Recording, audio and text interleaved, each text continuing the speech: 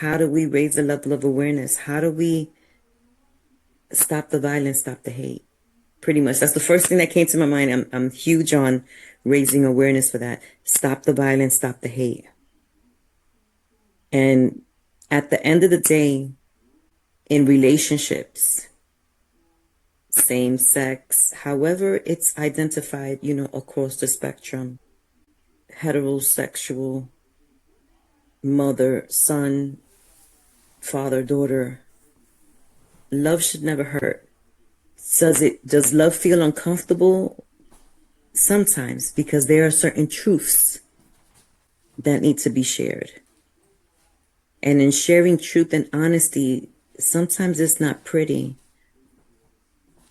But love is not malicious to hurt. I never want to hurt someone that I love. Does it happen? Sometimes.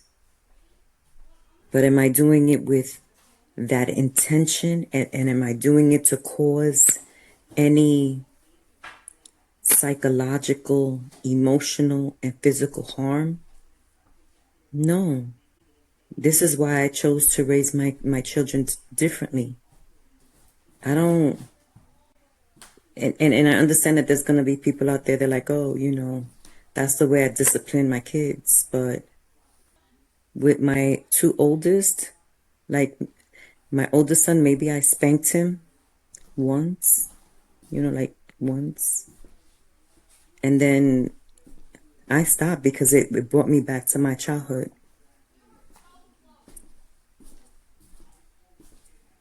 Yeah.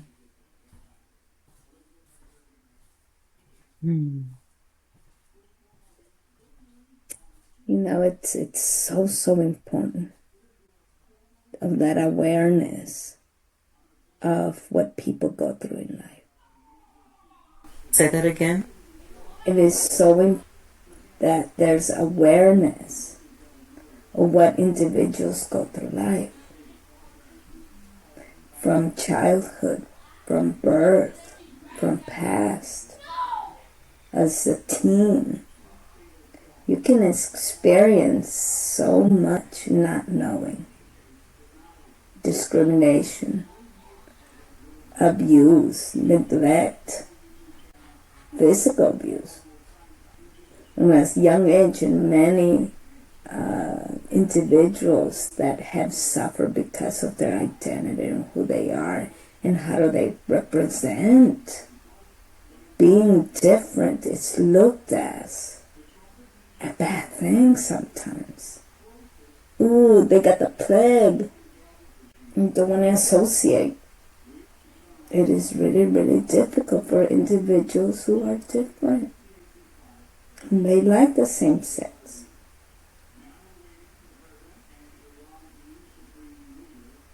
And in many cultures, it's still not accepted. In many communities, the fear of being not accepted by their own parents because of the traditional stuff, whatever that means.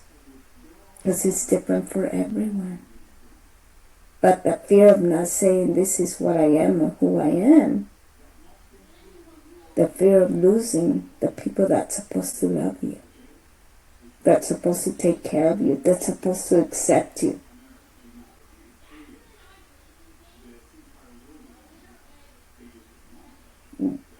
There is more awareness nowadays,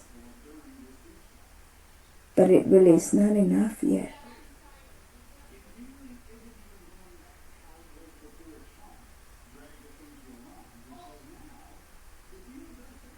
Yeah. Love should never hurt. Control is not love. Fear is not love. Isolation is not love. Abuse is abuse, no matter who it happens to. Yeah. Because when we look at the numbers and the statistics, right? Far too many individuals within community within LGBTQIA2S plus community experience domestic violence in silence. Yeah. Very, very true. Because they are afraid they will not be believed. They are afraid they won't be supported. They are afraid they won't be protected. And even more so, they are afraid they won't be understood. Yeah. It is important for these individuals, and it does come out. And there is people who are looking at that, who are researching what the differences in the type of abuse that individuals encounter throughout life. But interpersonal, interpartner violence, it's real in the LGBTQIA2 plus community. And you don't really talk about it as much. I don't hear it as much. You deny it. And sometimes when they have experience as such, it's hard to talk about. But it's so important to know that they're human beings. They also suffer too. They're just one of us.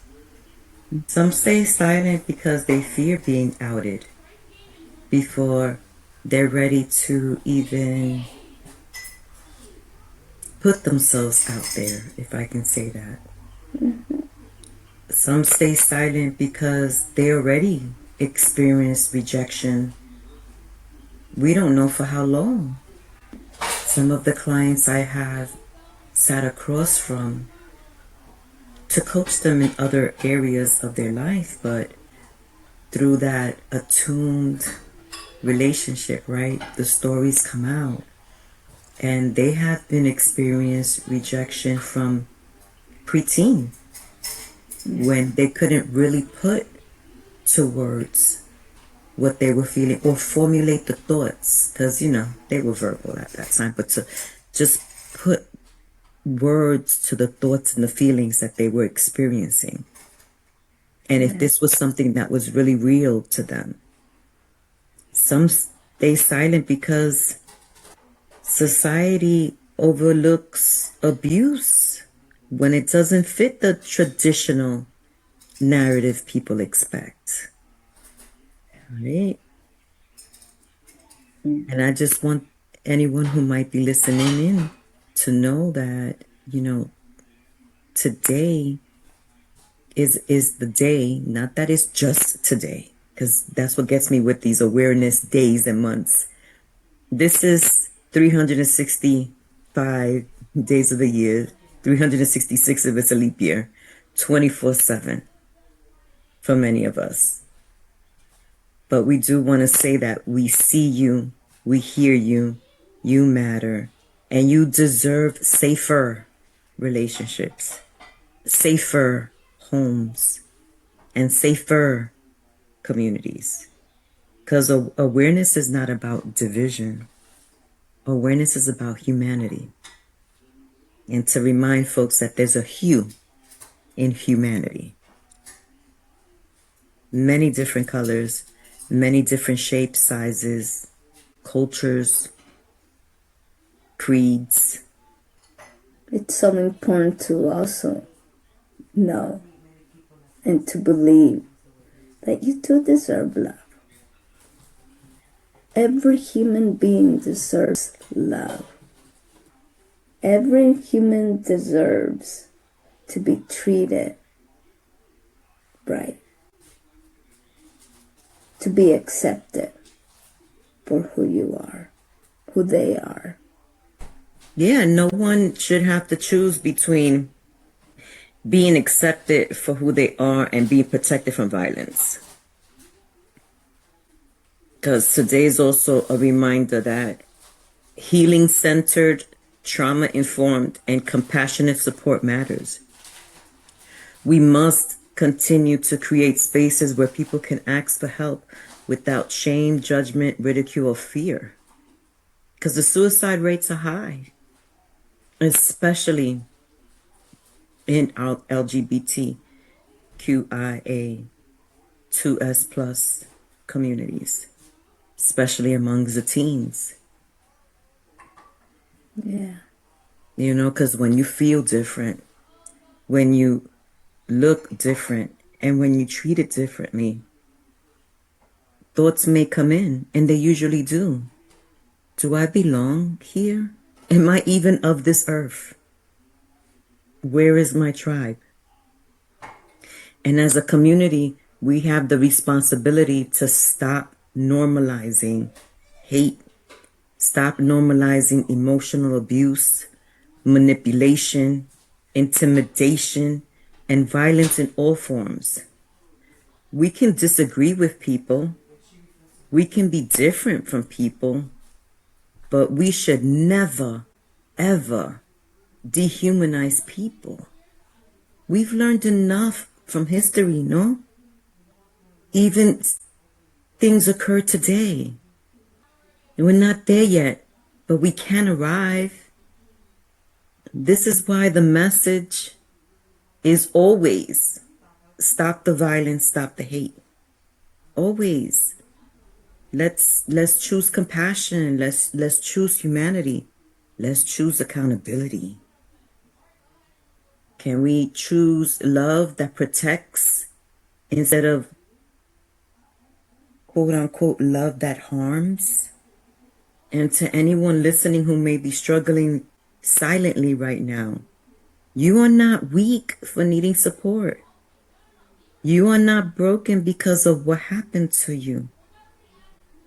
And you are not alone. We need to take this moment to help raise awareness, to create conversations, and to remind people that every human being deserves dignity, safety, and respect.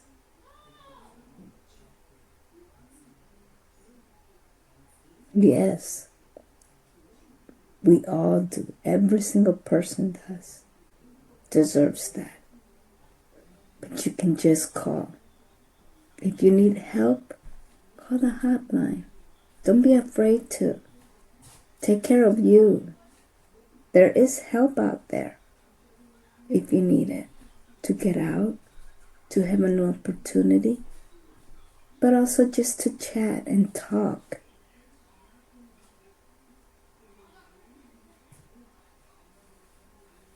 So give yourself what you need and deserve to have a good relationship, non-violent relationship, non-intimidating relationship, more of a respectful relationship.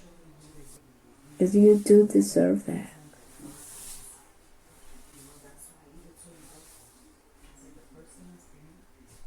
And when we talk about domestic violence in the LGBTQIA2S plus community, we also have to talk about the layers many survivors are carrying behind closed doors, right? Because we have a group for the survivors of violence, abuse, trauma, and just unidentified and underdiagnosed conditions. So please look us out, or look us up in Facebook. We have a private group that we welcome you all to join. All are welcomed. And we touch upon how sometimes the abuse is physical. Sometimes it is emotional, psychological. We've heard about financial, right? Financial, the abuse could be sexual, spiritual, and what I've seen in my research and reports, especially in our communities of LGBTQIA2S plus, digital abuse, which we don't talk about too much. This is tech world, digital world, and there's a lot of digital abuse. And many times People are navigating multiple forms of trauma all at once. A partner may threaten to expose someone's sexual orientation or gender identity to family, to employers, to religious communities, or even to children. And this can create intense fear, intense anxiety, hypervigilance, panic attacks, and feelings of helplessness. Because where do you go? Who do you turn to? And where are your trusted support people? You know, some survivors may already feel disconnected from family or community, you know, due to the rejection and the discrimination or past trauma. An abusive partner may use that isolation to gain even more control by saying things like, no one else will love you, or no one else will love you like I love you. And the love does not seem very happy or helpful to the person, you know, or your family already rejected you. Where you going to go? You have nowhere to go. Survivors may experience the plethora of things, right? The gaslighting, again, the intimidation, the constant criticism, the threats of self-harm, again, control over the finances. How about the monitoring of your phones and your social media accounts? Shame-based attacks and identity-based insults.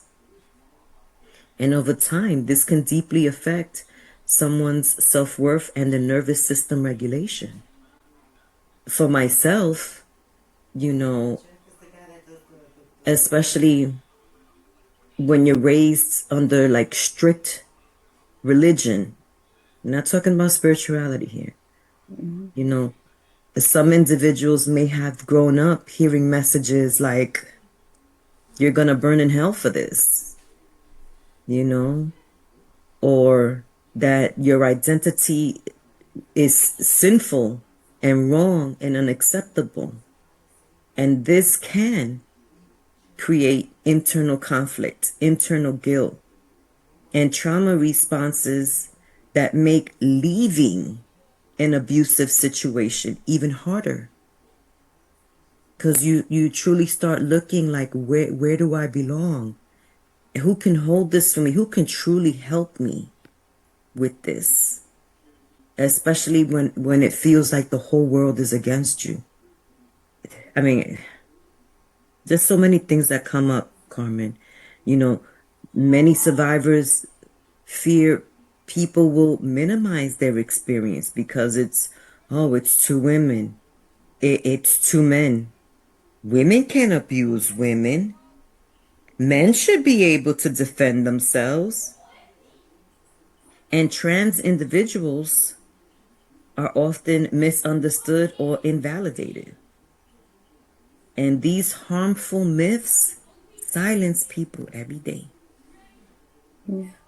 But it's also important to know that they are humans, that they may have experienced childhood trauma. And that trauma, they continue. They don't know how to deal with certain things, fall in different relationships. They stay because they don't have nowhere to go. Isolation is huge. Loneliness is huge. Humans want connection. We're a set of women, a set of men. They get together, they do things. We all need connection. And it's so important to know that people do suffer, have experienced some suffering that affects them today. And then when they fall, just like into these situations where it starts with all the love and care and support, and here you go, and this is the one person you can count on that understands you, that knows you, but it changes through time. Just to notice that too. There's a lot of noticing, right? Because they may be already navigating the bullying, the family rejection, the religious trauma, the hate crimes, the housing instability, the medical, that's a huge one, the medical Mm-hmm. discrimination, the workplace discrimination on top of the childhood trauma. And domestic violence may just compound wounds that already existed long before the relationship began. So when I hear you talk, it's like, okay, well, working with a trauma informed therapist or practitioner can help survivors process these things. Process those things that come up for you with fear. Process the shame, the panic, even the disassociation, right? The emotional overwhelm, even the grief in the process itself. Because when you say, human beings deserve this connection, first, LGBTQIA2S plus family, they need to connect with themselves first. And that right there is a journey within itself. You know, you need to sit with it for a moment. And like I said, I could only speak from personal experience. And support should feel emotionally attuned. Support should feel affirming, compassionate, and safer. And sometimes it isn't, but it doesn't mean that it's not out there. There are organizations specially trained to support LGBTQIA2S plus survivors, with safety planning, emergency housing, legal advocacy, emotional support. One of the ones that you specialize in, Carmen, the crisis counseling, community resources, and peer support. For me, in raising awareness, that's one of the big, I say big callings that I have, is looking for the LGBTQ plus community centers, and reminding folks that it's not just LGBTQ. That's why I practice and I make sure that I say LGBTQIA2S plus, because so many individuals fall in the gap. Yeah. And when you learn better, you do better.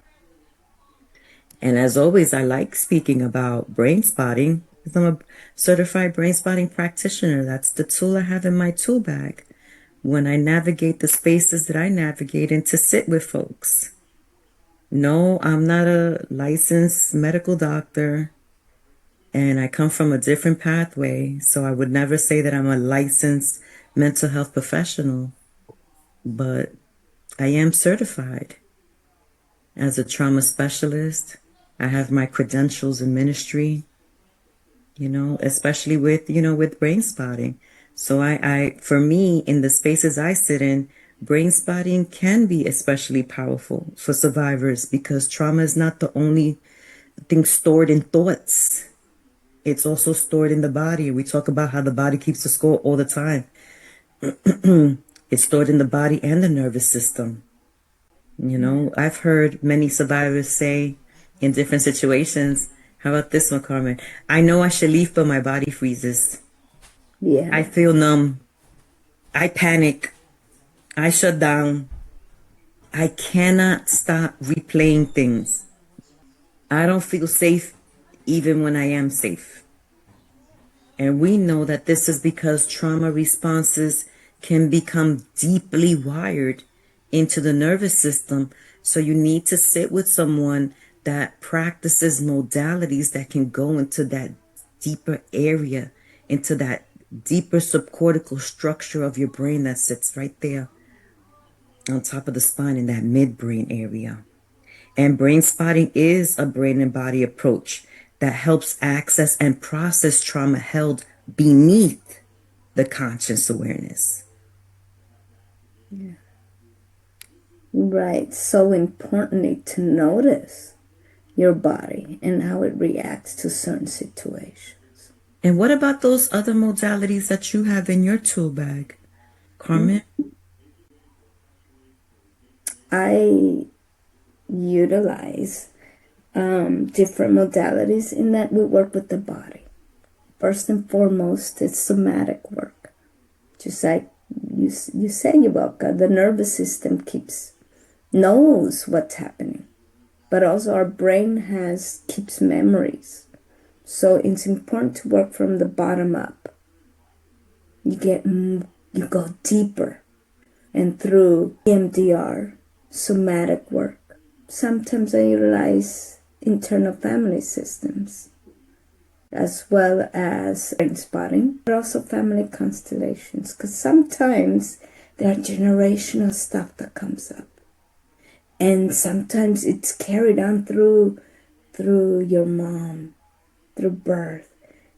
Things that go and you don't even know what the heck, why am I like this? Why am I experiencing this?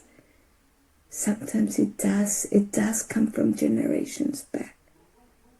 Where you think you've healed and you've gone through treatment and many years of trauma treatment, or not, or talk therapy. But if we go through the body and work with your sense of self, your nervous system, we can find out where to go. And through the different traumas, EMDR might not be for you. Brain spotting might not be for you. But maybe family constellations. Or maybe just somatic work. Just work with your body. Right? Just notice right now, where do you go? What's your first instinct? If you're in this situation of domestic violence, do you want to run? Do you go hide? Do you freeze and just take it? Or do you throw up your hands and say, this is what it is? It is what it is. Yeah. Because we know... Go ahead, I'm sorry, Carmen, because when I'm hearing you talk, we know that many survivors struggle to explain their experiences with words alone. Yeah. Even the language feels difficult. Mm-hmm. You may be angered inside, but you can't even, you're so stuck that you can't do anything. When someone starts screaming, you shut down and you dissociate in order to survive. What is your survival mode? Some of us just walk away like, get out, leave, I'm done. Or you say nothing and keep it to yourself. And you don't speak for days, maybe even weeks. Communication lacks. There's so many things that can come up. But through the different modalities, you can learn if you're both wanting to change that relationship.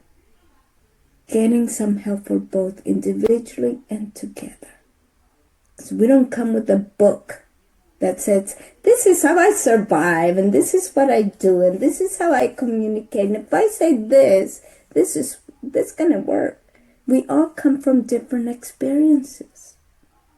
Not everybody has a perfect birth, a perfect childhood, a perfect teens.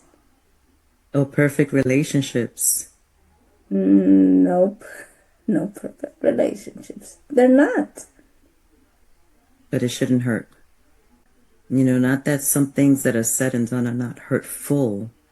Even those coming from a loving place can say or do things that are hurtful.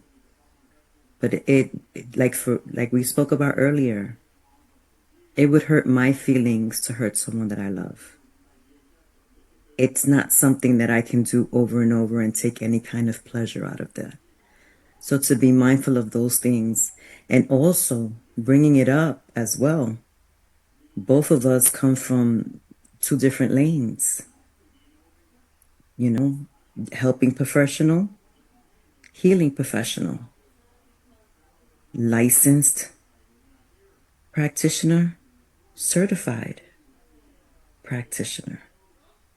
And everyone has their place, especially when they're doing their work. And I put that out there because in these healing spaces, there are those that rise up and take the position as if they're a licensed mental health professional. Just when you're out there and you're looking for someone to sit across, just ask a couple of questions. Know who you're sitting across from. Ask about their credentials. Licensed mental health professionals, licensed clinical social workers, they have their degrees, they have their licensure. Practitioners, coaches, mentors, not that you cannot sit with these people, but know what's needed. Because when someone sits with me as a certified brain spotting practitioner, me as a certified coach, advocate, if it's outside of my scope, I'm referring out to you, Carmen. I'm referring out to someone that has a bigger tool bag that I have. And nowhere in that space do I feel less effective or less helpful, although I consider myself a healing professional. Do I keep up on my studies? I do. Do you keep up with your studies? You need the CEUs to keep the license going. Just know, because there are a lot of folks out there that are just sitting with lived experiences and no further trainings. This type of work is heavy work. And to be really good at it, you need to have trainings in place. So please, like when I was growing up, they said buyer beware, consumer beware. Do your research a little bit, especially when we navigate these heavy places of domestic violence, because there's a lot of people using the term trauma informed, and those that are doing the work are trauma responsive. But trauma informed support should not feel judgmental. It should not feel controlling, dismissive, performative. It should not be shame based, and it should not be spiritually manipulative. When you do your research, when you're looking for someone, because it's difficult, you're already navigating a lot of tough things, a lot of layers. Look for someone that is grounded, that respects you, that's also collaborative. And I have to put that out there because most of the work that I do is collaborative. I never want to leave someone without resources. And I'm not the be-all, do-all. So I need to be able to have my own professional support group and say, hey, I'm sitting with a client and they need XYZ. Will you be able to give that support? This is outside of my scope. Or I need some extra help. Maybe together we can help this person navigate. Because support should feel regulating and empowering, and it should be human-centered.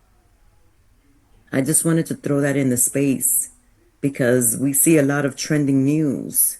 And in this space, when we have our conversations, is to raise the awareness of all things, but also to give you resources. And also to put it out there that domestic violence does not discriminate. Today, we speaking to the LGBTQIA2S plus community, but it doesn't discriminate. And healing should not either. Every single human being deserves dignity, emotional safety, respect, bodily autonomy, and relationships free from fear and control. Free. Awareness matters because silence protects abuse.